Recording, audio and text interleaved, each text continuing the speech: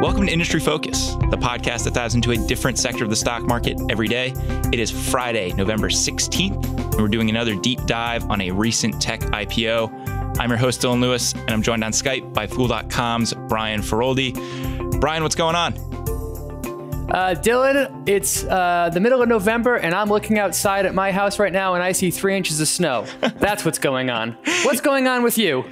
We got a little snow here in the DC area as well. A little surprise. It's going to be interesting because I am smoking a turkey later today as part of a Friendsgiving get-together. And I was anticipating having a decent amount of deck space to do that. Now there are a lot of wet leaves and snow out on my deck.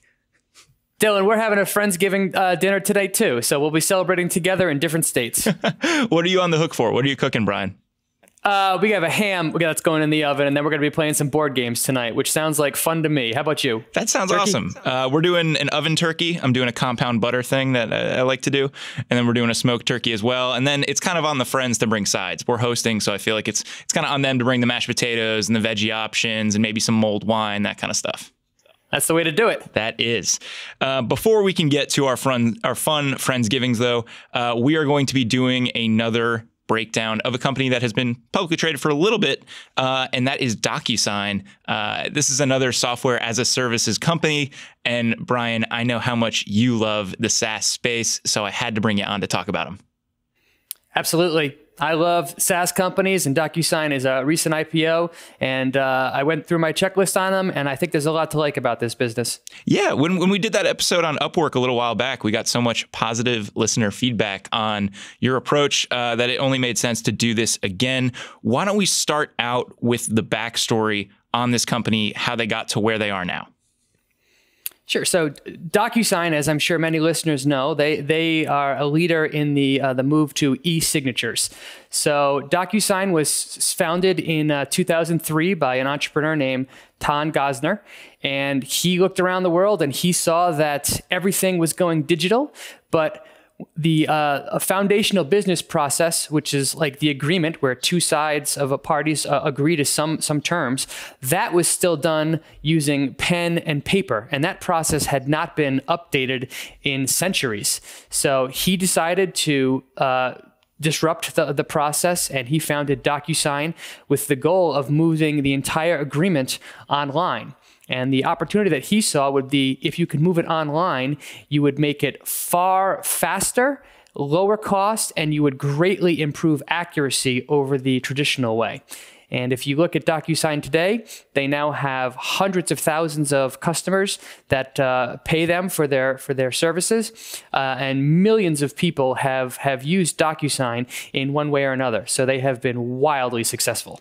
Yeah, and not only have we researched this company, we are users of the platform. I have used it to make some signatures for Fool internal stuff, and I know you've used it as well, Brian.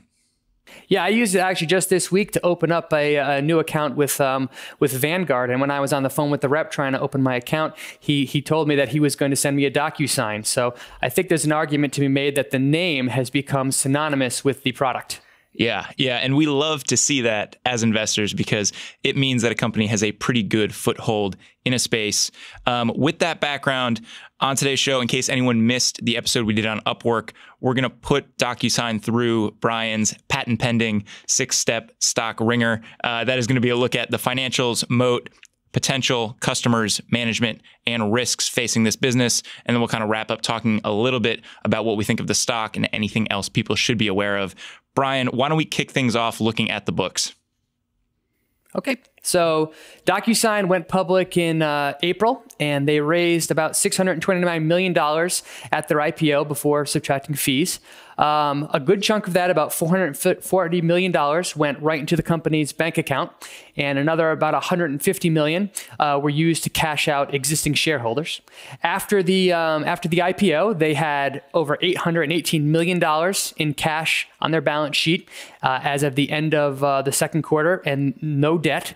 And then just a couple of weeks ago, they added another $500 million through a convertible note offering that closed in September. So that did bring debt into their books, but it's convertible. So it's a possibility that they might not have to pay that back. So this company has lots of cash and a little bit of debt now.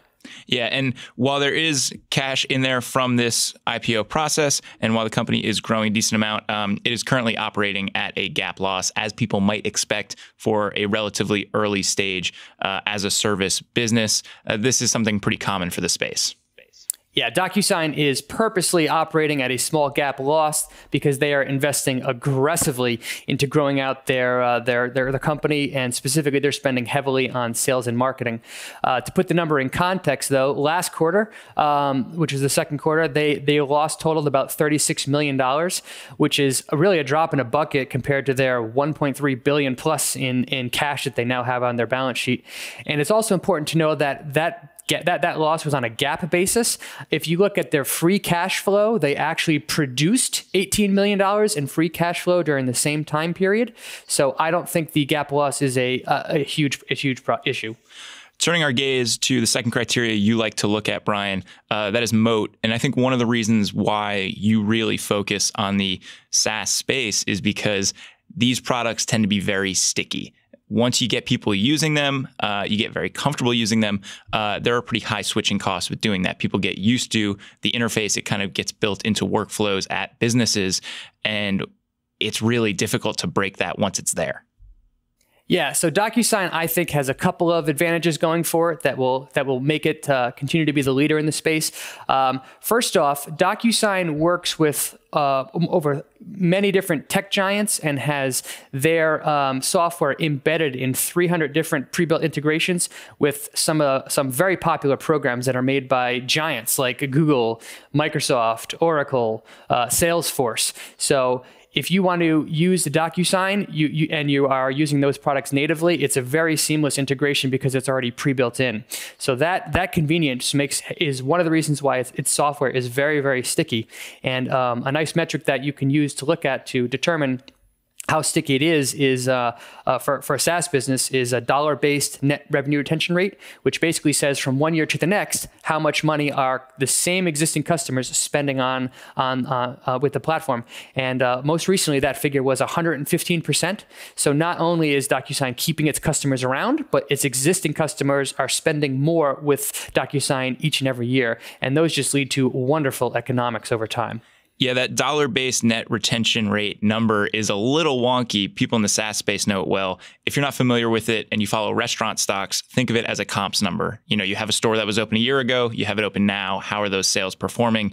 That rate of 115% is pretty darn high. And I think, correct me if I'm wrong, Brian, they've typically been in the 112 to 119% range with that metric. There are a lot of SaaS companies that would kill for that type of net revenue retention rate number. Most of them are slightly over 100% if they're doing okay. Yeah, that's exactly right. And another thing that I think is working in DocuSign's favor is that its brand is extremely well known. The name DocuSign, as I mentioned before, I think is quickly becoming a verb where people say, I'm going to DocuSign something.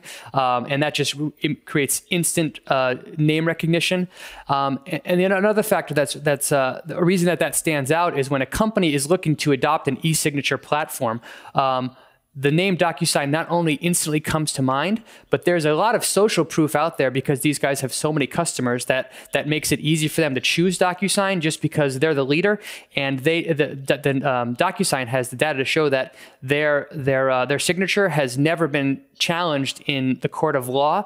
So they have the data to prove that when somebody signs using their e-signature platform, that it stands the test, that it stands up in the court of law.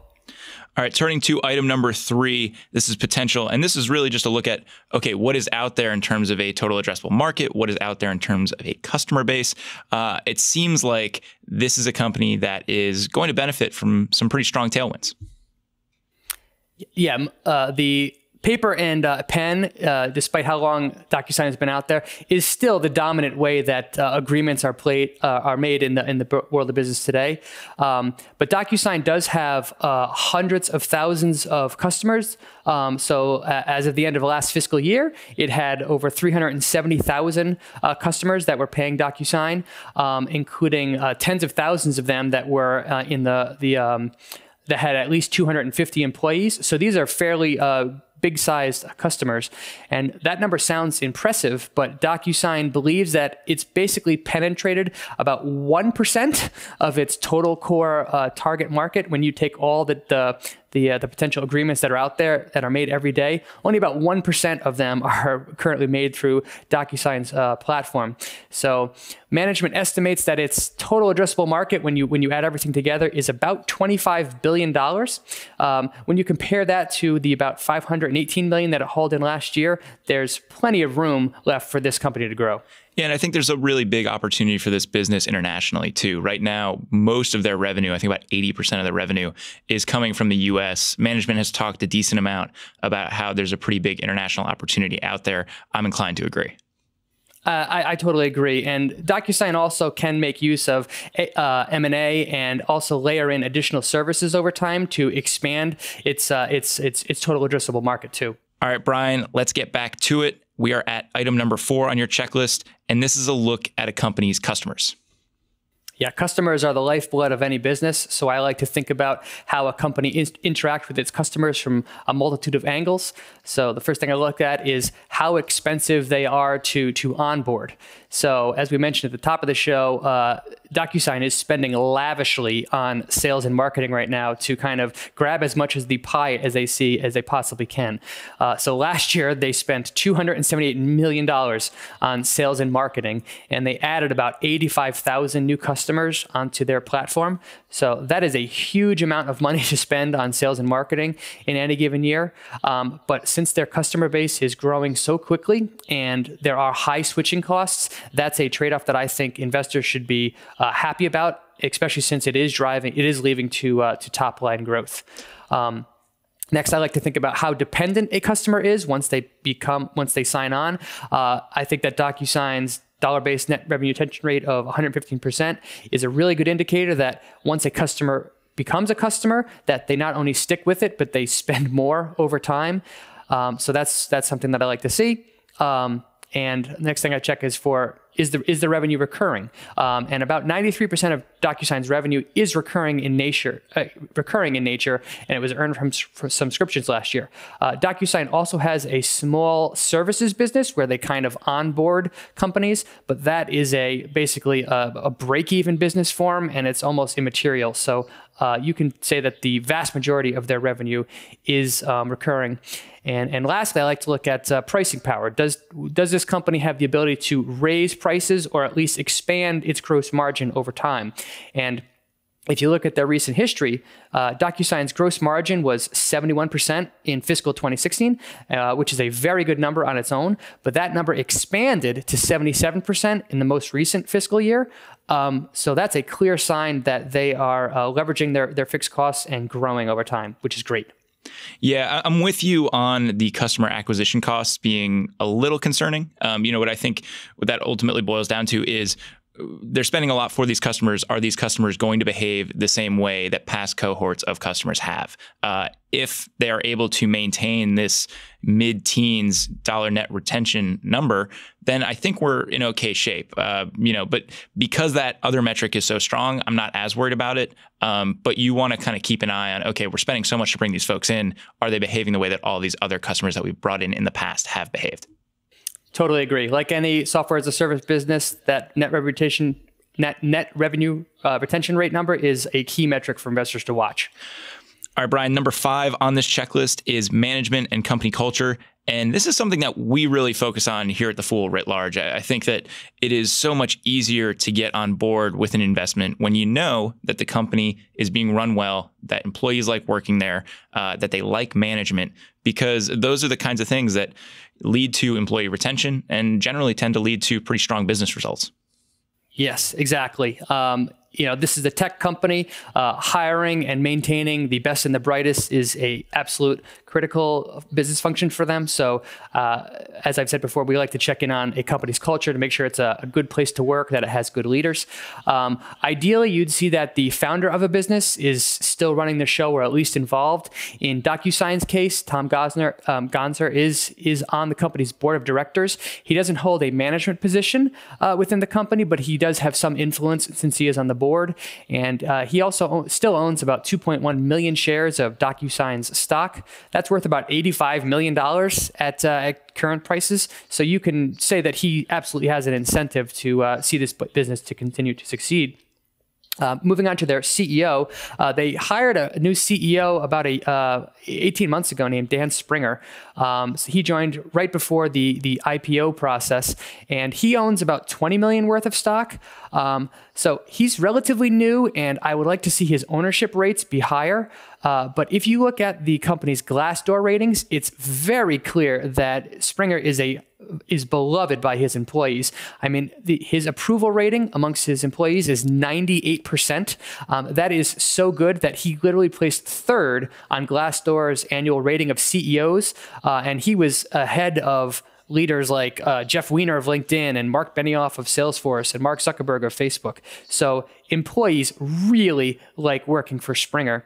And if you look at their overall just rating, they get 4.6 stars out of 5. So that's a very good indicator that this is a great place to work. What you mentioned was a lot of the softer stuff that we look at with management, the Glassdoor ratings, and obviously skin in the game is important. Something that really stands out to me looking at management's role in this business is looking at the executive officers and directors. They control more than 25% of shares outstanding for this company. That is a lot of skin in the game by people that are going to be making big picture decisions. I love to see that. Same here. And you want to know that the people that are in control of the company will be financially hurt if their stock goes down, just like you would as a shareholder. All right, last item on the checklist, and this is kind of one of my fun ones. This is like the what can go wrong element here, Brian. And this is the risks and kind of the stock. So painting a fuller picture of what's going on with this company. Why don't we start out with red flags, and then we'll kind of wrap it all up, talking about the company, a little bit on the valuation, and what we think of the stock.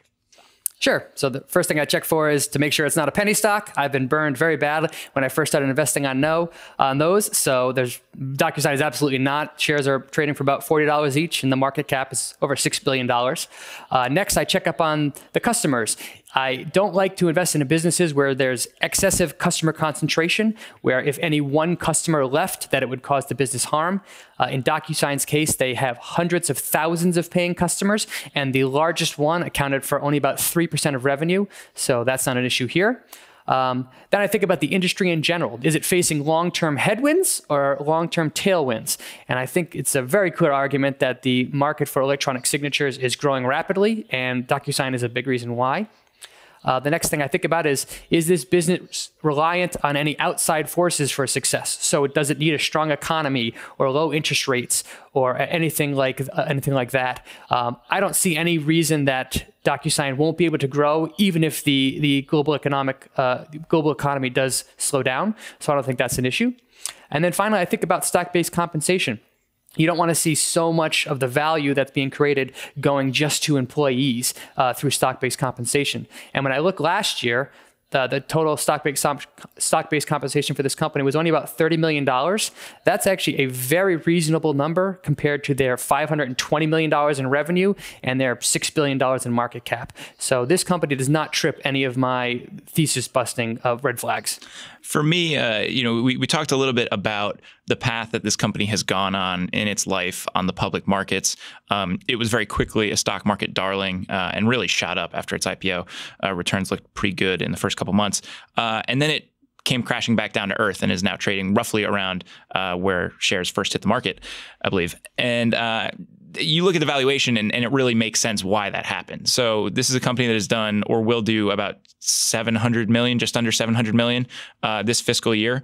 And there was a period where they were hitting about a $10 billion valuation. Trading at 14 times sales, give or take, is pretty rich. We're seeing them come back down a little bit to earth, and that puts them at a $6 billion market cap. Like I said, somewhere in the neighborhood of 650, maybe 700 million in revenue for the year. 10 times sales is a little bit more reasonable. It's still a little rich. Yeah, this company is priced for growth. There's no doubt about that. Even with its high valuation, though, my personal view is that DocuSign checks so many of the boxes that I like to see in a business that I think that this is a great company to buy and hold today. I can tell you that I am personally not a shareholder, but as soon as the fool's trading rules allow, I do plan on purchasing shares myself. Yeah, and I think when you look at that valuation, people might balk at it, especially when you consider top line growth is about 30%. And we've seen it come down a little bit over recent quarters. I think the thing that you have to remind yourself of when you look at a company like this is, yes, there might be some decelerating growth, and that growth might not be 40% or 60% year over year.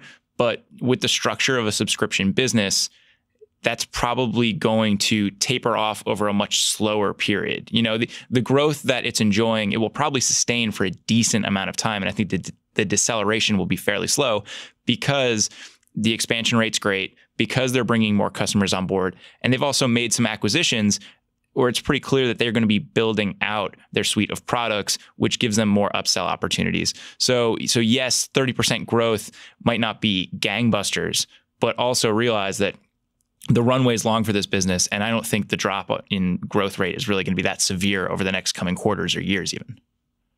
I agree with you there. And the other thing to note is that this company is, in its most recent quarter, producing adjusted earnings per share, not GAAP earnings per share, but they're basically right on the cusp of doing so. So it's very reasonable to assume that next year and thereafter that this company will actually be producing profits. And because their profit margin will be so small initially, you can expect, I believe, triple-digit profit growth for many years, or at least the first couple of years as the business continues to scale. Brian, I am with you on this being a stock that I'm very interested in. It's on my watch list now. We've given the necessary caveats in the past that when you're talking about a company that has been traded for less than 12 months, you really need to take small bites. I think that that's an important approach. We want a dollar cost average no matter what we're buying into, but I think it's particularly important for companies that haven't even gone through their first 4 quarters on the public markets. And that's just because, to the history that we've seen so far with DocuSign, there are probably going to be some pretty wild price movements. And if you are interested, just make sure that you are buying in installments with this company. You are not buying all at once and then banking on one cost basis. I think that's exactly the way to go. And you also want to, as we said in the last show about Upwork, you never know how a company is going to react to being in the public's eye and dealing with Wall Street's expectations for producing good earnings report every 90 days. This company did exceed expectations in both of its first 2 earnings reports, which is a good sign. But I typically like to give a company at least a year of being on the public markets before I would take a full position. As I said, I do plan on purchasing this stock, but it would just be nibbling as we go along. Yeah, and I think that that's a great approach. That's actually something that we talk about in the 13 steps to investing. When we're trying to teach people how to invest, one of the things we mention is it's good to buy a share of a stock, even if it's, just one share, because it gets you following that business. And so it might be that you're just getting introduced to the stock market and you're just getting introduced to the idea of buying individual stocks, and you open up a Robinhood account where you don't have to pay to trade, and you buy one share, and maybe your entire brokerage account has $100 in it, but you're buying one share. You're going to find yourself following that business a lot more because you have skin in the game and because you're following the earnings reports that come out, the news that impacts it on a day-to-day or week-to-week basis. And so, yes, there's a lot of value in getting a little bit there so that you can then kind of follow the story and be a little bit more invested, so to speak. I think that's the right way to think about it. To have a little fun to wrap up, Brian, you mentioned Upwork in our discussion last week. I will put it to you. Upwork or DocuSign, if you're buying one, which one do you like more? So I think that there's reason to be bullish on both companies. But if I was forced to choose just one, my personal choice would be DocuSign. I think that the corporate culture is a little bit stronger. It's growing a little bit faster, and I see it as the far and away leader in its industry. I think Upwork is too, but my money would just be on DocuSign. How about you? I think I'm going to take the other side of this one. I think they're both really strong businesses. The as-a-service segment in general has been so strong, and there have been so many great companies that have come out of there for investors. I like that Upwork's a bit smaller. we're working with a $2 billion valuation roughly for Upwork, and DocuSign is about $6 billion. I think that they both have huge addressable markets in front of them, and that this might be more of a semantic argument than anything else. But I'm with you. I think the culture is probably better at DocuSign. There were some issues in Upwork's recent report with growth decelerating a bit, but I like the tailwind of the gig economy. I think DocuSign also benefits from some strong tailwinds. But for my money, I think I like the idea of working with a smaller valuation to start, and maybe blossoming into something a little bit larger. So just by the sheer nature of what it might multiply to, I think I'm a little bit more interested in Upwork. Well, the awesome thing about investing is you don't have to make a choice. You can buy both if you want to. It's not a zero-sum game, which is so wonderful. Brian, thanks for hopping on and sharing your thoughts. I hope you enjoy the ham that you and the family are going to be making. I hope you have fun cooking your turkey. All right, take care. We'll talk soon. See ya. Listeners, that does it for this episode of Industry Focus. If you have any questions or if you want to reach out and say, hey, you can shoot us an email at industryfocus@fool.com, or you can tweet us at MFIndustryFocus. If you want more of our stuff, subscribe on iTunes, or you can catch all the videos from this podcast over on our YouTube channel. As always, people on the program may own companies discussed on the show, and the Motley Fool may have formal recommendations for or against stocks mentioned, so don't buy or sell anything based solely on what you hear. Thanks to Austin Morgan for all his work behind the glass today. For Brian Feroldi, I'm Dylan Lewis. Thanks for listening, and Fool on.